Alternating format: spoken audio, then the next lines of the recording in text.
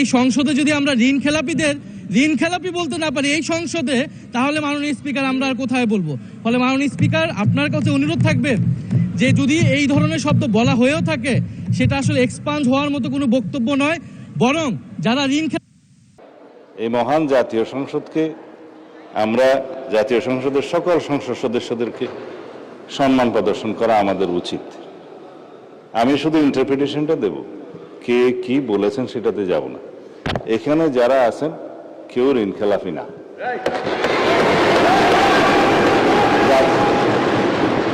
নির্বাচনী আইন, representation of people's order এবং অন্যান্য বিধিমালায় অনুসারে যারা ঋণ খেলাফি আদালত কর্তৃক সাব্যস্ত হবে, ঘোষিত হবে, তারা দেয়ার ডিসকোয়ালিফাইড, তারা এমপি হিসেবে নমিনেশন দিতে পারবে না, অবৈধ। নির্বাচিত হয়ে এসছে তার মানে ঋণগ্রস্ত হতে পারে, নট ঋণ খেলাফি। এখন যদি এখানে কেউ ক্লেম করে যে এই সংসদে ঋণগ্রস্ত ঋণ খেলাফিদেরকে নমিনেশন দেওয়া হয়েছে, এটা কোনো লিগ্যাল ইন্টারপ্রিটেশনের ঠিকানা। যাদেরকে নমিনেশন দেওয়া হয়েছে তাদের মধ্যে কারো কারো বিরুদ্ধে ব্যাংকের মামলা ছিল, অন্যান্য প্রাইভেট পক্ষের মামলা ছিল, সেগুলো ডিসপোজড অফ হয়ে গেছে ইন দ্য হাইকোর্ট।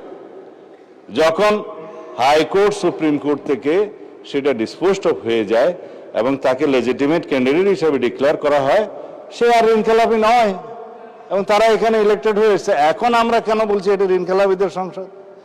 কেউ কেউ ঋণগ্রস্ত হতে পারে ব্যবসা বাণিজ্য করতে যেয়ে, কিন্তু ঋণ খেলাপি হিসাবে যে এখানে ডিফেম করা হচ্ছে, it's a defamatory statement, it should be, I think, এক্সপান্সড।